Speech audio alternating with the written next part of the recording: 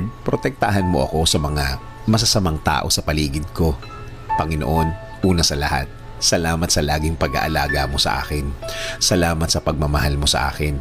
Salamat sa laging sagot sa aking mga pangangailangan at kapayapaan sa buhay ko. Panginoon, alam ko pong hindi naman perpekto ang mundong ito. Hindi lahat ay kaya kong i-please.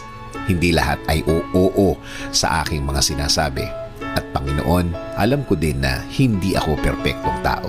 Minsan may mga nasasaktan ako along the way sa mga words ko, sa mga ginagawa ko, or every time I voice out my opinion. Alam ko somehow, Lord, may mga nasasaktan ako na hindi ko sinasadya.